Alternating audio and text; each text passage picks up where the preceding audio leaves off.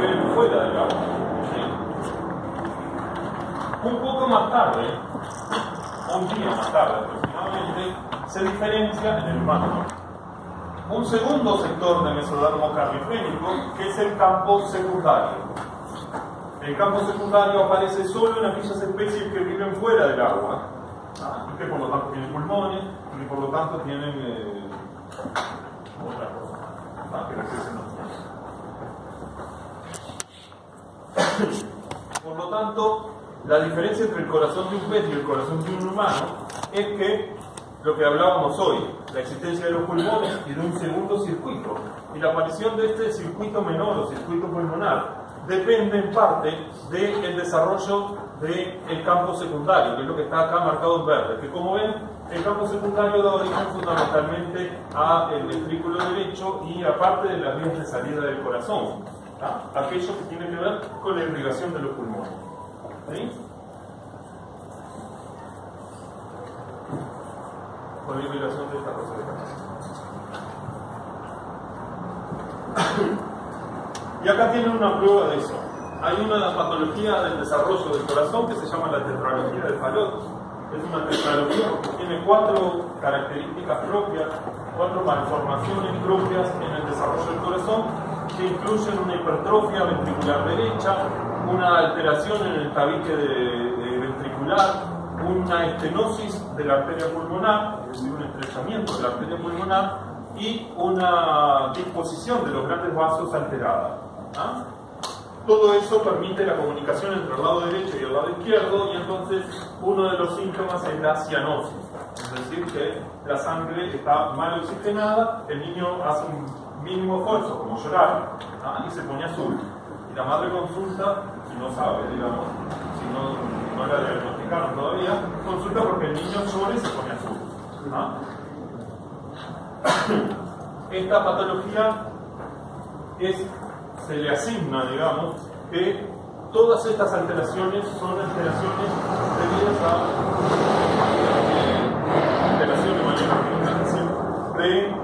de las células del campo secundario. ¿Sí? Si las células del mesodermo, del mesodermo del campo secundario se alteran por algún motivo, entonces pueden llegar a generar todas estas alteraciones del desarrollo. ¿Sí?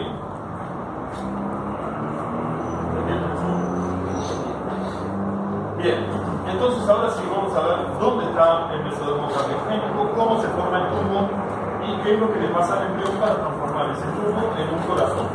¿Sí?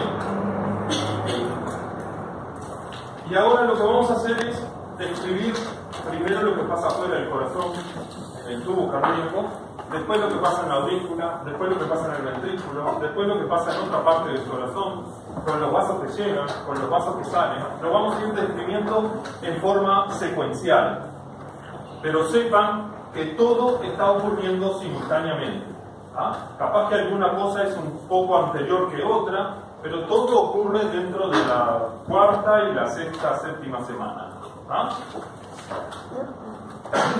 Bien, dijimos que el mesodermo cardiogénico se diferenciaba a partir de la 3ª semana, luego que empezó la gastrulación, en el sector más anterior del embrión, cuando el embrión es plano. Este es un corte longitudinal de un embrión plano. ¿Dónde está el extremo cefálico de este embrión?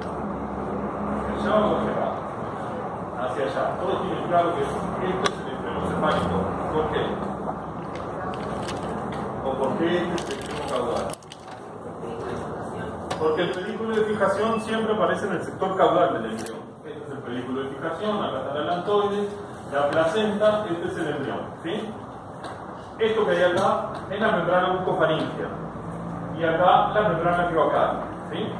Por delante de la membrana bucofaringea vemos un corte de la región donde se encuentra el mesodermo cardiogénico, que ya dio origen a una estructura tubular, un esbozo cardíaco, como dice ahí. Por encima estaba ¿quién? La cavidad amniótica, y por debajo el saco uterino. Este espacio que hay aquí, ¿cómo se llama este espacio? El seroma extraembrionario. El corion es esto rosado. Pero este espacio que queda entre el corion y el amnios, o entre el corion y el saco uterino, es el seroma extraembrionario. ¿Ah? Bien. ¿Tenemos el corazón acá adelante? No, lo tenemos por acá. ¿Ah? ¿Qué es lo que tenemos que hacer para llevarlo desde acá adelante hasta acá? Básicamente esto. ¿Qué es lo que hace el embrión cuando se pliega? ¿Sí? Cuando ocurre el plegamiento, que toma como ejes las membranas bucofaríngea y cloacal, entonces el mesodermo cardiogénico que estaba por delante de la membrana bucofaríngea empieza a cambiar de posición. Primero se ubica ventral a la membrana bucofaríngea y luego se hace más caudal. ¿Sí? Como consecuencia de este plegamiento pasan también otras cosas, como que el embrión plano formaba el techo del saco vitelino y en realidad ahora cuando se plegó formó una serie de sacos ciegos, que ¿cómo se llaman? Sacos ciegos revestidos por endodermo, que corresponden a ¿qué? Al intestino primitivo. ¿Ah? Esto que está acá es el intestino primitivo anterior, ¿ah? Lo que va a ser la estructura faríngea, esófago, el intestino posterior, y acá, comunicado con el saco vitelino, el intestino medio. Si se fijan, la comunicación con el saco vitelino ahora es mucho más estrecha, mucho más chiquita. ¿Sí? Consecuencia de ese plegamiento. Otra consecuencia del plegamiento: el amnios estaba solo por arriba del embrión, y ahora el amnios recubre a todo el embrión, que es como debe estar, ¿sí? Con una bolsa que contiene el embrión. ¿Sí? Todo consecuencia del plegamiento cefálico y caudal del embrión. Pregunta que me encanta hacer. No le hago todos los periodos, pero bueno. Son consecuencias del plegamiento cefálico. Bien. Como consecuencia, entonces, el tubo cardíaco ahora tiene una posición más correcta. Es ventral al tubo digestivo y está en la región del tórax de este embrión. ¿Sí? Pero el embrión también tiene un plegamiento lateral. Y se acuerdan que habíamos dicho que en realidad se formaban dos tubos cardíacos, uno del lado derecho y otro del lado izquierdo. Son este que está acá y este otro que está acá. ¿Sí? Cuando el embrión es plano. A medida que el embrión se empieza a plegar, esos dos tubos se empiezan a acercar a la línea media, toman contacto entre sí y se fusionan. Se fusionan, pierden su contacto con la pared ventral, pero quedan mantenidos temporariamente por un meso que se llama mesocardio dorsal, el cual finalmente termina desapareciendo. Con lo cual el tubo cardíaco único ahora queda suspendido dentro de una cavidad. ¿Qué cavidad es? ¿La cavidad qué? La cavidad pericárdica, que en realidad acá todavía no se llama cavidad pericárdica porque es la cavidad celómica, ¿sí? Que todavía no está tabicada para dar origen a las diferentes cavidades. ¿Sí? Esta cavidad celómica, futura cavidad pericárdica, entonces le da libertad, digamos, al tubo cardíaco para que pueda moverse. ¿Está fijo el tubo cardíaco de alguna manera? Sí, está fijo por los vasos que le llegan y por los vasos que salen de ese tubo, pero el resto del tubo está libre. ¿Sí? Si esta fusión que está marcada acá no ocurre en forma experimental generalmente, cada uno de estos tubos es suficiente para dar origen a un corazón. Podemos generar un embrión con dos corazones. No es lo habitual, no pasa muy frecuentemente. Es una situación experimental, pero sépanlo. Con lo cual ahora tenemos un único tubo cardíaco en la cavidad pericárdica, o en la futura cavidad pericárdica, mantenido en posición por los vasos que ingresan y los vasos que salen. Y estamos hablando de la fin de la tercera semana. Lo que vimos hasta ahora era un esquema horrible. Esta es la realidad. Ese es un corte transversal de un embrión, del sector más cefálico o casi cefálico de un embrión. ¿Qué pueden reconocer ahí? Miren y digan. En el práctico esto se traduce en identificar agujeros. Pero yo quiero que identifiquen los agujeros con propiedad y que sepan de qué están hablando. A ver, ¿hay algunos temas ahí reconocibles? Hay dos que son bien reconocibles. Esto que está acá, ¿qué es? Esas son las aortas. Bien, aortas dorsales. O sea que por acá está el mesodermo paraxial. ¿Qué es esto que hay acá arriba entonces? Pero se desubica porque no es un tubo. Eso es el surco neural. ¿Ah? El surco neural, es decir, la neurulación ya empezó, pero todavía no se cerró el surco para transformarse en un tubo. Para que tengan una idea de lo temprano que estamos en el desarrollo. ¿Ah? Si esto es el surco neural, acá abajo, ¿quién debería estar? Que no se vea. La notocorda, perfecto. Acá dijimos que están las aortas, que se llaman aortas dorsales, porque son dorsales con respecto a quién. A este tubito alargado que hay acá, es la faringe primitiva, o el intestino primitivo anterior. ¿Ah? No, este alargadito acá que parece como una boca, porque está vinculado con eso. Es una cuestión que parece nada. Y por debajo del intestino primitivo se localizan estos dos tubos, uno a la derecha y otro a la izquierda, que corresponden a los tubos cardíacos que en este momento se están funcionando. ¿Sí? Si se fijan, cada uno de estos tubos en realidad está formado por dos tubos, uno metido dentro del otro. ¿Sí? Hay un tubito finito acá, de paredes bien finitas, que es el tubo endocárdico, que es el que va a dar origen al endocardio. Son células endoteliales que van a dar origen al endocardio.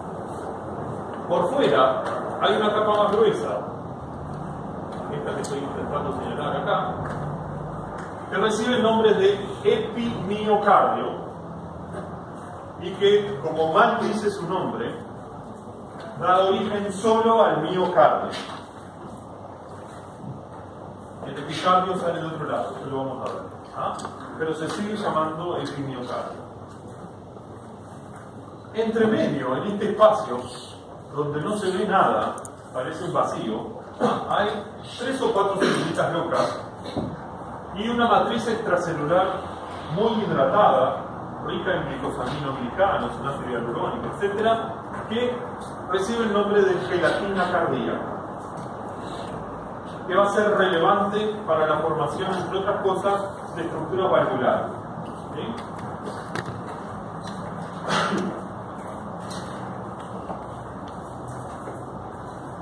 Esto ya es más conocido, ¿no? Ahora, ¿esto qué es? Tubo neural, notocorda, aorta, faringe primitivo y el tubo cardíaco. Si se fijan, ahora es uno solo. Si se fijan también, comparen el tamaño de este tubo cardíaco que se extiende desde acá hasta acá y desde acá hasta acá, en el corte, ¿no? Y compárenlo con el tamaño del tubo neural. Es bastante grande, ¿no? ¿Por qué el tubo cardíaco del embrión es una estructura tan grande? ¿Por qué el corazón del embrión es tan grande con respecto al cuerpo del embrión? Por las funciones. ¿Cuál función? Porque no solo tiene que cuidar al embrión propiamente, sino que tiene que tener la fuerza suficiente como para bombear sangre hacia la placenta, que está bastante más lejos. ¿Ah? Y por eso este corazón al principio es muy grande. Luego, con el pasar del tiempo y con la diferenciación de las distintas partes, el corazón proporcionalmente va adquiriendo el tamaño que debe. ¿Ah? Y esto, si viene de ratón, no importa, es más o menos la estructura de un corazón como si fuera de un embrión de 8 semanas de gestación. ¿Ah? Identifican más o menos las partes del corazón. ¿Se dan cuenta cuál es la aurícula y cuál es el ventrículo?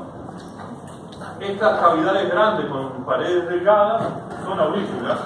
Estas cavidades de paredes gruesas son los ventrículos. ¿Ah? Y acá en el medio hay una estructura valvular, y por acá hay una válvula, y acá hay otras cosas que después vamos a ver qué son. ¿Ah? Es decir, que al final de la 8ª semana del desarrollo, cuando está terminando el periodo embrionario, el corazón ya está armado. ¿Ah? Y si algo salió mal, va a quedar mal así. ¿Ah? Al final de la 4ª semana del desarrollo, el embrión ya tiene un aparato circulatorio funcionando, un aparato circulatorio primitivo y que además tiene una característica particular, que es completamente simétrico. Que lo podemos dividir en tres grandes sectores. Los vasos que irrigan a la placenta y que vienen por el cordón umbilical y que reciben el nombre de vasos umbilicales. Hay dos arterias umbilicales y dos venas umbilicales, aunque después eso va a cambiar. El sistema de vasos vitelinos. Hay dos venas vitelinas y hay dos arterias vitelinas. Y el sistema de vasos que irrigan al cuerpo del embrión, que incluyen las aortas dorsales, que ya conocemos, que también son dos, y un sistema de venas que recibe el nombre de venas cardinales, que hay dos venas cardinales anteriores que irrigan, que traen la sangre desde el sector de la cabeza, y dos venas cardinales posteriores o caudales que traen la sangre desde el sector caudal del embrión. ¿A dónde llevan la sangre? A este tubo cardíaco, que tiene una estructura muy sencilla. Es igualito al corazón de un pez, el órgano tubular. La sangre ingresa al corazón a través de dos senos venosos, derecho e izquierdo. Cada seno venoso recibe una vena umbilical, una vena vitelina y una vena cardinal común. Lo mismo pasa del otro lado. Esos dos senos venosos llevan la sangre hacia una única aurícula, la aurícula primitiva. De la aurícula primitiva la sangre pasa a un único ventrículo, el ventrículo primitivo, que bombea la sangre hacia lo que se llama el bulbo arterioso y el tronco arterioso, que es la vía de salida del corazón. Ese tronco arterioso, que es esto que está acá, da origen a una serie de vasos que pasan a los costados de la faringe primitiva y que conectan entonces al corazón con las dos aortas dorsales. ¿Sí? Esa es la estructura típica del tubo cardíaco antes de empezar a diferenciarse en nada. Las contracciones de este tubo cardíaco son contracciones peristálticas que van desde los senos venosos hacia el bulbo arterioso, y entonces hacen que la sangre circule en una única dirección. Bien, y entonces ahora vamos a empezar a detenernos por capítulos. Vamos a ver primero qué pasa externamente con el tubo cardíaco. Si este es el tubo cardíaco, ¿dónde está la cabeza del embrión? ¿Arriba, abajo, a la derecha o a la izquierda? Abajo. No, arriba. ¿En serio? La cabeza del embrión está acá. La sangre circula desde, digamos, donde está el hígado, que estaría por acá, hacia el sector cefálico. ¿Sí? Por lo tanto, acá tenemos el ingreso de la sangre a través de los dos senos venosos que ingresan a una aurícula común, que luego pasa a un ventrículo único que sale por un bulbo y un tronco arterioso. ¿Sí? ¿Se acuerdan que les dije que esto estaba dentro de la cavidad pericárdica y que estaba fijado por lo que entra y lo que sale, pero que el resto está suelto? El corazón, este tubo cardíaco, va a crecer mucho y muy rápido, mucho más rápido que la cavidad que lo contiene. ¿Y qué pasa cuando una estructura que está dentro de una cavidad crece más rápido que la cavidad que lo contiene? ¿Cómo se acomoda para poder estar en ese lugar? Se arruga. Se pliega. Es lo que pasa siempre. Y se pliega el tubo cardíaco siempre de la misma manera. Básicamente lo que va a ocurrir es que las aurículas se van a mover en este sentido hacia el sector cefálico, y este sector, entre la unión del ventrículo y el bulbo arterioso, va a empezar a desplazarse hacia el sector más caudal. Y este tubo cardíaco lineal, entonces, va a empezar a tomar una forma como si fuese una S. ¿Sí? Esto va a seguir creciendo y se va a ubicar acá arriba. Esto me refiero a las aurículas.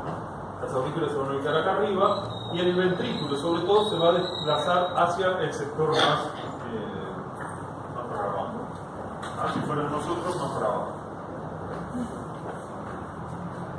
Simultáneamente, mientras sucede esto, la aurícula primitiva sufre una expansión hacia los costados, crece hacia los costados, y en su crecimiento va a englobar, va a abrazar al bulbo arterioso y al tronco arterioso.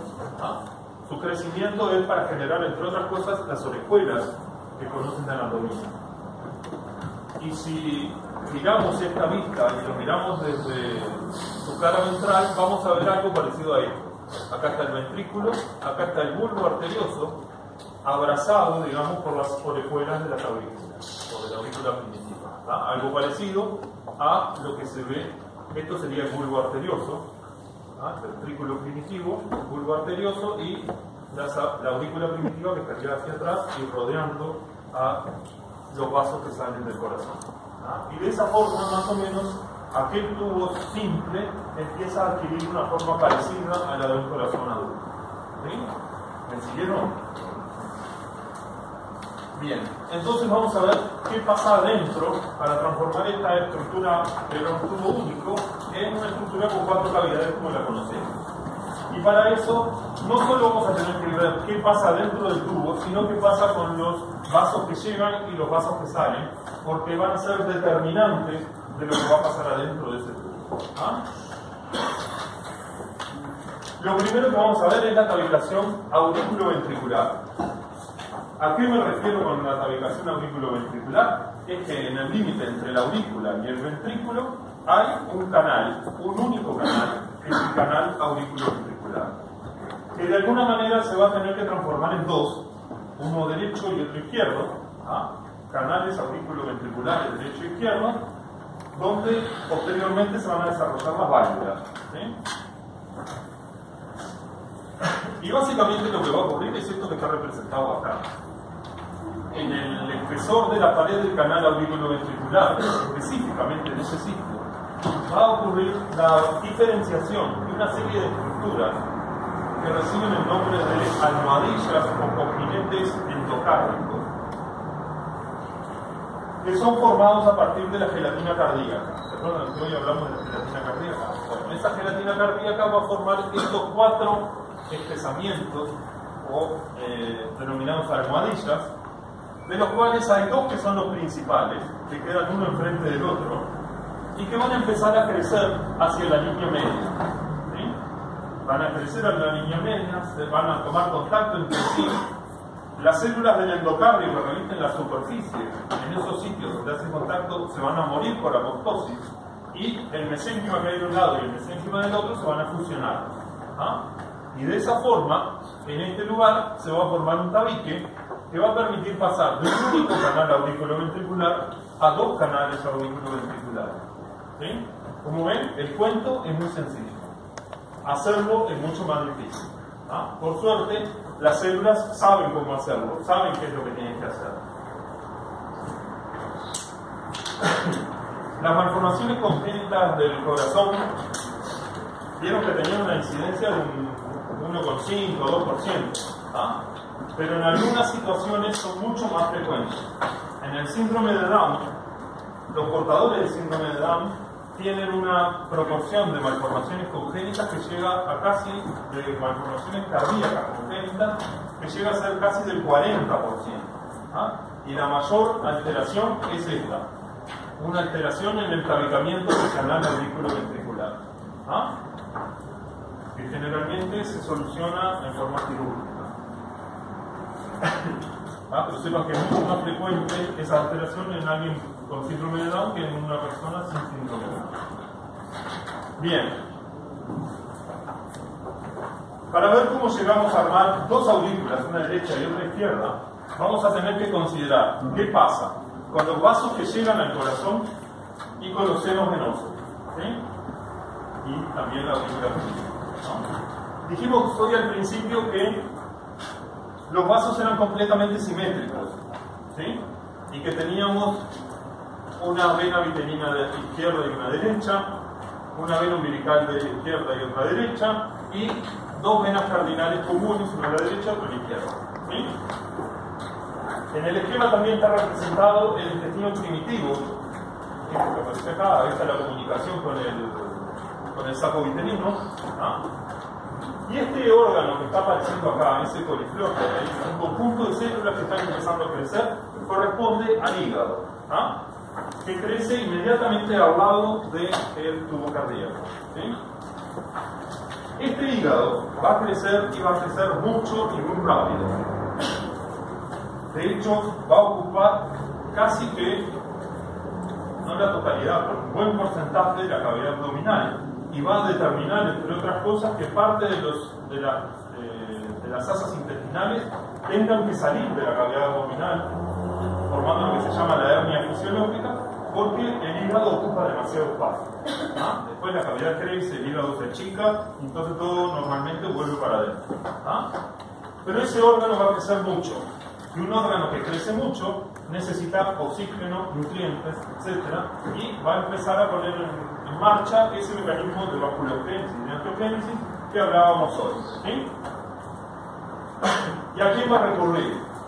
A los vasos que tienen la vuelta. Pero él tiene una posición privilegiada, que está al lado de las venas vitelinas, de los grandes vasos que llegan al corazón. ¿Sí? Con lo cual, en su crecimiento, el hígado va a incorporar a las venas vitelinas, y las venas vitelinas van a dar origen a una red capilar intrahepática. Van a dar origen a otra, no van a dar origen a otra cosa que no sea los capilares sinusoides del hígado. ¿Ah? Los sinusoides hepáticos son derivados de las venas vitelinas del embrión. ¿Sí? Como el hígado sigue creciendo, también va a afectar en su crecimiento a las venas umbilicales, que por ahora son dos, ¿ah? Pero que rápidamente se transforman en una sola. De las dos que venían desde la placenta, la vena vitelina derecha